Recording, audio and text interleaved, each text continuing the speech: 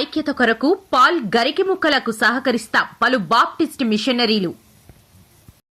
Hotel dolphin వేదికగా మే 7, 2026 నాడు అంతర్జాతీయ క్రైస్తవ చట్టాలు అనే అంశంపై చర్చా వేదికను బాప్టిస్ట్ మిషనరీలు మరియు అంతర్జాతీయ ఉపదేశకులు బిషప్ పాల్ విక్టర్ గరికిముక్కుల ఆధ్వర్యంలో జరిగిన ఈ వేడుకకు అతిథులుగా clergy Wilson Babu, Vincent Zachariah, archbishop Somala Rajubabu, Peter Pilli మరియు మన్న మినిస్ట్రీస్ తదితరు పెద్దలు పాల్గొన్నారు. మొదటగా గరికిముక్కల పాల్ విక్టర్ మాట్లాడుతూ, హింసించబడుచున్న యావత్ క్రైస్తవ సమాజం కోసం నా వెన్ను కాస్తానని, చర్చిలు కాలిస్తే, భూములు లాక్కున్నా, క్రైస్తవులని ఎక్కడైనా హింసించినా ఊరుకోమని హెచ్చరించారు.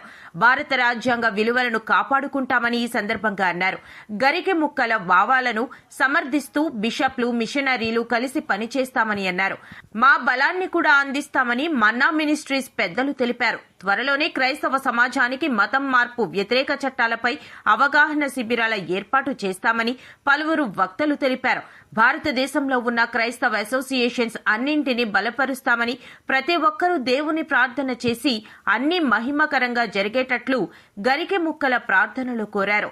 కార్యక్రమంలో Bollavarapu John Wesley, pastor James Stephen, Swaroop John Mary తదితరులు పాల్గొన్నారు. That in India, as of now, 12 states have already imposed partially or totally these laws.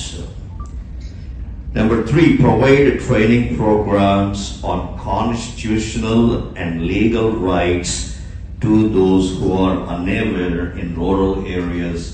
And we want to equip the pastors and Christian believers with the awareness of constitutional and legal rights as citizens of this nation, and more importantly as a Christian. Number 4, forming prayer and Bible study groups to strengthen the pastors and believers. Number 5, as the Lord provides. This is something very key. Every time when we talk about faith, prayer, and finally, ultimately, what is the purpose and what is the use of having an organization? That's the point I'm coming. And we want to stand beside the persecuted church pastors by helping them with the